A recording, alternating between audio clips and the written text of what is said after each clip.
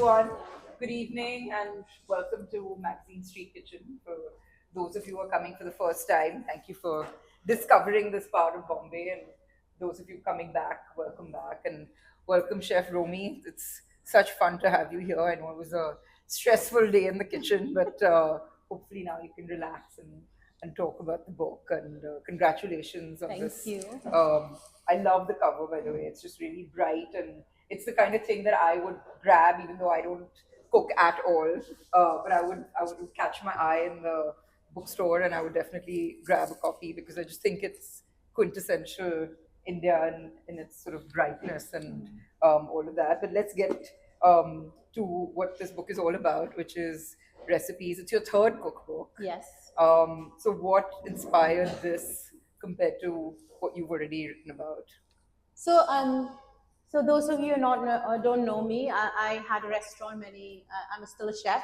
Chef is my first profession rather than writing or anything else or being on TV or radio.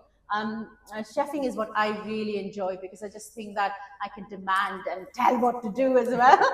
But my chefs, when I had the restaurant, all they were youngsters. They were 18 and 19-year-old and all English young kids who wanted to learn Indian food. Because in UK, we have those curry houses, which are very important part of our culture because they introduced the British, the food.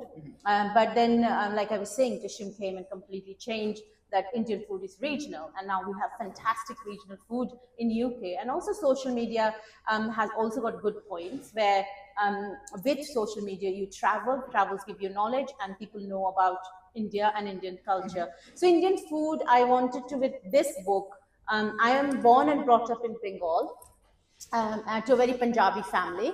So I always say I'm a more Bengali than a Punjabi. Punjabi comes out when I want to be a fighter. And when I want to use my brain somewhere, then the Bengali comes out. The cover also, if you see, is yellow is very much Bengali kind of thing. And the pink and the red is Punjabis. Yeah. So it's a combination. And look how beautiful they've done the table settings. And thank you so much. Even the flowers, I didn't see that.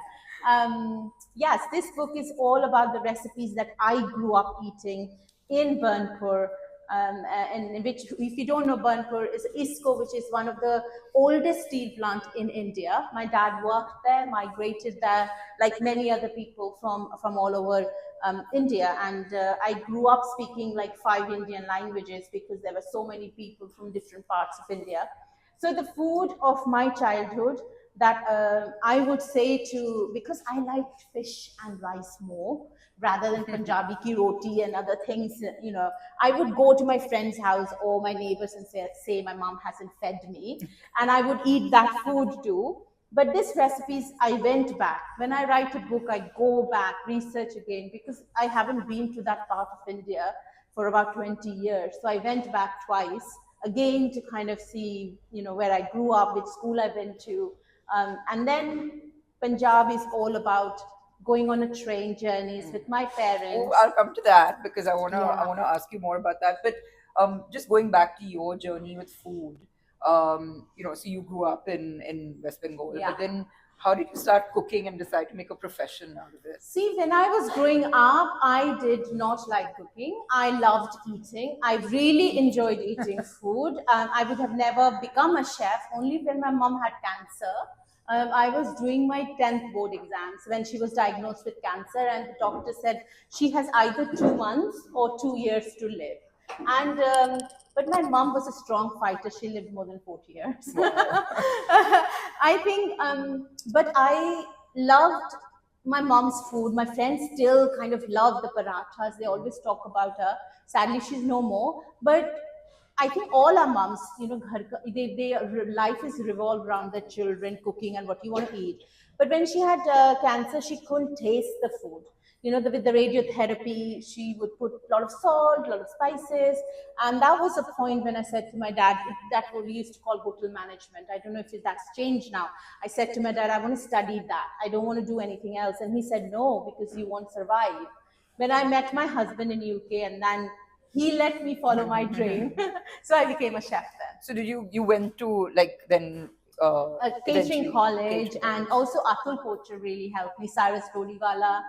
They were all the chefs that kind of encouraged and helped. I worked with them and many other restaurants. I would say, don't give me any money, teach me, because you need those skills. You could go to a culinary institute and learn the chef knife skills, but opening a restaurant, you can only learn things when you're working in a restaurant. What can go wrong, what can go right? You know more than me, right? And so many things. It's not just The the cooking, staffing, yeah. but it is also the overheads, of the restaurant. When you walk through those doors in UK, I don't know about India, moment you walk in those doors, we are also the people who own the restaurant. We are paying for the water for you, even if you just buy the water, because we have to pay our water bills. So a lot of things in the restaurant industry come through. I think I learned those skills from restaurants. So how would you describe? I mean, you've got this, background, which is literally from the, the north, and then the east, and it's very different. Like you said, the spices are different. There's, mustard at one end. There's garam masala at one end. There's rice. There's wheat. A lot of fish. And then I think a lot of vegetarian, even though we all think Yeah. of Punjabi food as butter chicken, but it's actually a lot of Home vegetarian. food, yeah. How do you describe your style of cooking? Like, what influenced you more, and what do you lean towards now? So when I opened the restaurant, I just didn't wanted to think. I mean, we sold 10 kilos of butter chicken every day, right? And that was the main, but dal makhani and butter chicken or whatever. But you, as a creative chef, and you haven't really learned, the catering college is different. When you haven't gone to a culinary institute, is a different thing. And to survive in the male dominating industry is very. Then I opened my restaurant in UK. I was the first Indian woman to run and open a restaurant. So that I opened in 2013. So you could see there were women there behind restaurants, but they weren't like The face opening of it, restaurant yeah. face of it. So when I faced a lot of challenges. It was not easy, because to open a restaurant, first year restaurants fail. Industry fails, so the banks weren't giving me any loan, and it was a grade two listed building. Like, I don't know if you know, grade two listed Yeah. building takes long time to open. The exchange happened. It took really long time, but eventually BBC came to know that the banks are not giving me loan, and they did a feature on me on national news, and next day NatWest gave me a loan. So good journalism Wow. can really benefit of a Of good course. journalism, can really break Wow. your thing. But I had a lot of jewelry, gold jewelry, which I also sold it, because when banks were not giving me loans, I just said, I'm not wearing these, I'll just sell it. So I sold all that and put in the restaurant. So it was like, it was a labor of love, but it was also wonderful to be able to learn from my other people, but also make mistakes and learn from that. So when I opened the restaurant, like I said, butter chicken was thing, but I also used to do crab pate, which was completely different from what you would serve, or tamarind octopus. Like, you have to be very creative in order to that. That's when Michelin noticed me. The Michelin said, this woman is a gem that we found her. They were really loved what I did, but I did not want to focus on Michelin, because that was not my end game. My game was to survive in this industry and do it well. So I think, and also my daughter was just 6 months old. I was still breastfeeding her when I opened the restaurant, but she's Wow. 19 now. You really take it on. Don't do it. You don't do it in any small measures. You know what I loved about the book, is, I mean, of course, it's really visual, but I love the storytelling and the Yeah. essays in between, the chapters, and it's really nicely divided up between, like street food and dal rice. And for someone like me who really can't cook, this was like this was like the 101, which is what we all need, and we all go back to, right? Like, it's comfort food, I think, at the heart of it, and that's what we all go back to. But I love these stories, and I think, what stood out for me about the book was just that it seemed like it's like a memory capsule, right? It Like, is. it's really like all your, like you said, going back to your childhood and reliving those recipes. Yeah. And I think for all of us, I say this even about the restaurants. When you go to dine in a restaurant, you're really actually creating a memory that you then want to, that you crave and that you want to go back to, and that takes you back to the restaurant, right? So I'm going to say a few words and tell me what those words evoke for you in terms of Yeah. memories. And that's why I held you back when you said train, but the first one is train. Or the food that you would stop on the eat station and eat that. You don't get that thing. It's just the memories of train and the raindrops on the train in a heat summer, hot summer, when we would go in the holidays, summer holidays to Punjab. So train journeys, I would never be able to create those back. My daughters will never understand that. I think these guys won't understand that because they won't be able to travel to those train journeys. So train journeys is emotion to me. So this was the train journey you took from Burnpur to back to Punjab? Jalandhar, yes. To Jalandhar. Yeah. And how long was that train? More than 24 hours. And so would you see sort of how the food would change on the platforms? Absolutely. Yeah. Yeah, you would go to Bihar and then you go to, Uttar Pradesh, Lucknow, it would stop. Every stop of the station would be such different food. And we would buy those food from those places. But mom would also pack a picnic, we would say, and parathas, karela, because the things that won't go bad, right. Or boiled eggs, things like that, or sandwiches. I mean, you guys might not like it, but I love good white bread with a strawberry omelette, jam. Right? No, strawberry jam. That's my kind of a meal. I don't know. My train food memory is omelette sandwich. It's just, and there's something. So it's strange because it's literally like the cheapest white bread and then omelette, right? Yeah. A masala omelette. Yeah. There's just something that hits the spot, and it's very hard to recreate what seems like basic food. Yeah. It's very hard to get that. I don't know what it is. I just think that's one thing. All these young people, except Kunal. It's worth going on a train ride just for the. Yeah. Kunal ji is like Kunal. I mean, I have to tell this story. I saw Kunal like you on television, and I was like, I have to meet this guy. I wrote to you, right? I wrote to Kunal, and actually his team, and they introduced me to Kunal. I have known Kunal since 2008, and he's been such a champion of me and many other people. But he's always makes an effort to see me if I'm here or in UK. But also there's a recipe of Kunal's in this book.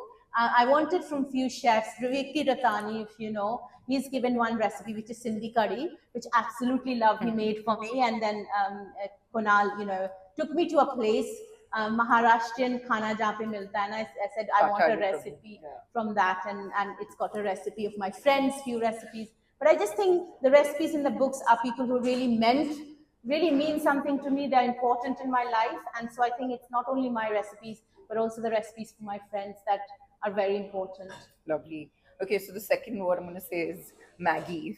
Oh my God, yes. 1980s, I'm a 70s born child. So Maggie's came in 80s, and Maggie was something like sent in, something completely different. I find Maggie's emotion, every kid, we go to mountains, and I had days when I was in college, we heartbreak. Maggie is relatable to so many people, and it's 2 minutes.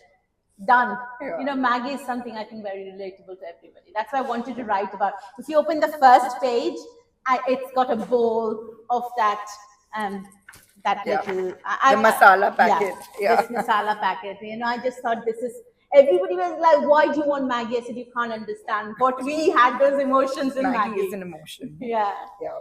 What about ISCO? I mean, that's the whole sort of, the steel world of Bengal that you were kind of, grew up in. Was there anything that... ISCO, I think if I was born in Punjab, right, let's say in a village, I wouldn't be able to have that kind of education, that kind of knowledge about food, that Indian food is so exposure, exactly. But also be able to speak so many different languages. I wouldn't have that same thing. So ISCO was very, very important. Kind of, my parents would not speak English, but they made sure we went to private school, we spoke English. Their ethos were very completely different. But also you have to understand Bengal especially, or parts like ISCO, Asansol, Raniganj, Durgapur, a lot of Anglo-Indian communities there. We have lots of Anglo-Indian. So my name, a lot of people have Romy with an I, mine is a Y, because my full name is Rosemary. So my neighbor gave the name Rosemary. I had no idea. So my mom said, no way, Rosemary. She went and then took all the alphabets and made it Romy. So I think, yes, Anglo-Indians have a lot of recipes like fruit cake, which is the Dundee cake, which came through with the British, and the cream horns. I think the quality ice cream, the quality restaurant, tutti frutti. So all those are very relatable. And also don't forget, Asansol is a hub of a lot of Marwaris, but also a lot of Sikhs, but Armenian culture is also there, and the Anglo culture. We have so much, it's a hub of different cultures. Asansol is massive. And I believe there's a group of cooks called the Mug Cooks, right? Who came from, I think, Bangladesh Yes. and ended up in Bengal. If I don't know if anyone knows, has heard of them, but they basically specialized eventually in this Anglo-Indian, like cooking for the British. Yeah. And so they create these like Jalfrezi and things these, like and that. also yeah. like a lot of like French recipes Yes. and like food that I think died with them, I unfortunately. mean, even if you go to a club, still have the cutlet. You have different kind of things that was Yeah, brought exactly. by them. Yeah, it's a hub. Like even the Mughlai cuisine is quite big in there. We have a lot of rolls. We have different Awadhi kind of food. yeah. So it's a hub of different things. Yeah. So, I mean, talking about British, and it's interesting that you got exposed to that while you were in India and now you live in England. What's the impression of Indian food? Um, so it's still the national curry, tikka masala.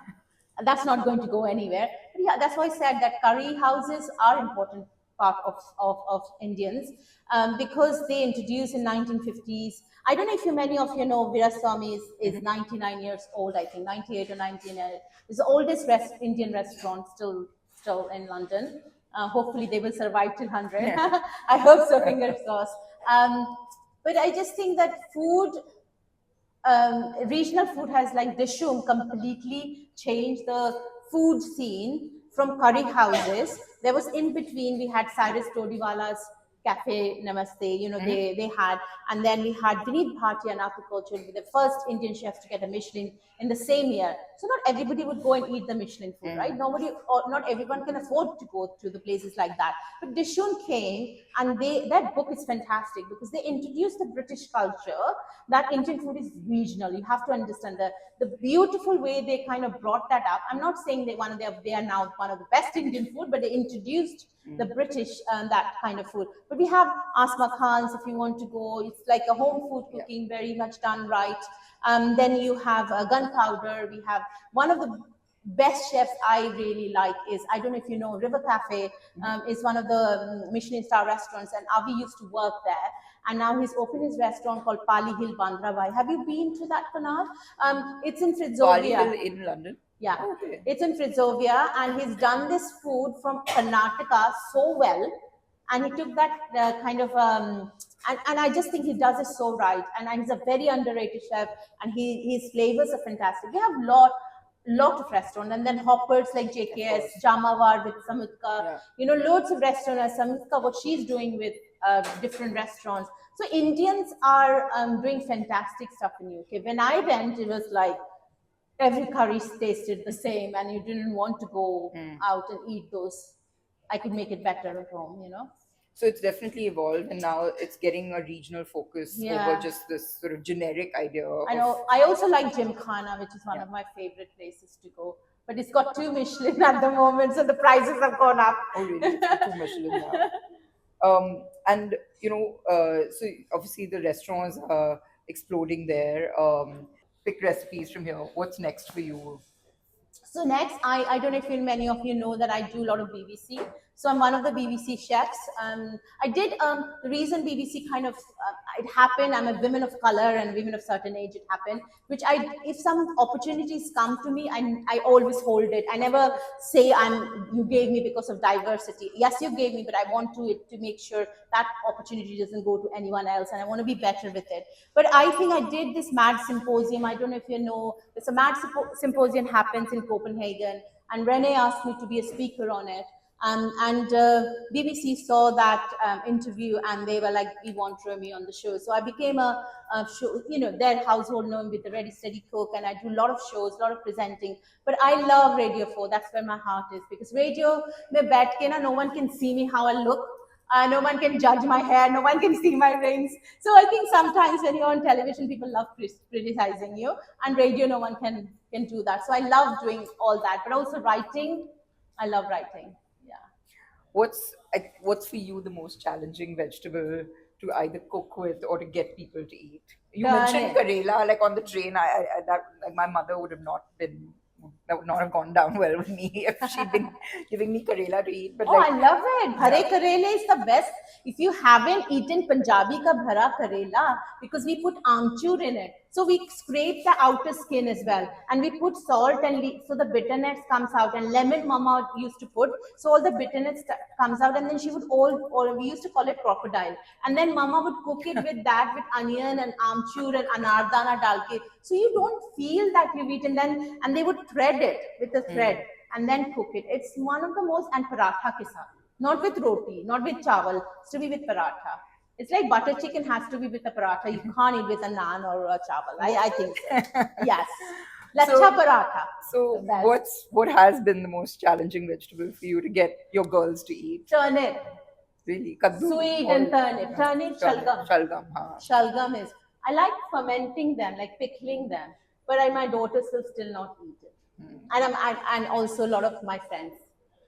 Is there any part of India that you haven't explored and you're really looking forward to going next? Except I did not go to Rajasthan. I went to Rajasthan with literary festival with Jaipur. I was talking to one of the ladies here, and I said I fell in love with Rajasthan. It's something in a completely different level. But I've been very fortunate with New York Times or Sunday Times or Suitcase. I've been sent all over India. It was only Rajasthan I haven't been, and I haven't been to Manipur. But most of the places That's I very think, specific. thing in India. But Rajasthan, I want to go back. I want to go back and explore more. Is there any cuisine that you haven't had a chance to have and you really want to try from anywhere around India? I think people don't know about the Kashmiri cuisine more. I think they should try, because in Kashmiri cuisine there is not just the wazas, which Kunal will say as well. The Muslim cuisine, Yeah, that the Pandits, yeah. Kashmiri Pandit cuisine is all vegetarian. It's the most delicious cuisine. When you go to Bakarwals, I stayed with the Bakarwals in the mud houses. I stayed with them for 2 days. They make the bread and they the, make yeah. roti, everything. Their food is very different. They take you to Moral up in the Himalayas. I did that with them, foraging. And they make these different cheeses. But I really want people to go and eat if you can go there. But also Ladakh. And we think it's only momos and dim sums and all this, but they make so many different things. They make their own pastas. I mean, the cuisine of Ladakh is completely eye-opening for me. And I want to go back and explore more. Would you ever open a restaurant again? You know, UK, yes, I will. I think I am in talks. I will be opening in London, hopefully. And I will be going for Michelin. Okay. Because sure. somebody said that women can't get Michelin and all that. One of the chefs recently. अब तो मैंने कहा देखे रहूंगी. अब तो कुछ भी हो जाए. So yes.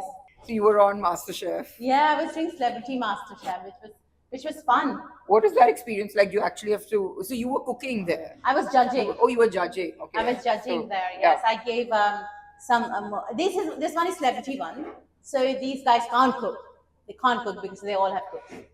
So this is a Celebrity MasterChef one. And how? So इनको कोई खाना वाना नहीं बनाने आता है. Big nails के साथ chopping कर रहे हैं.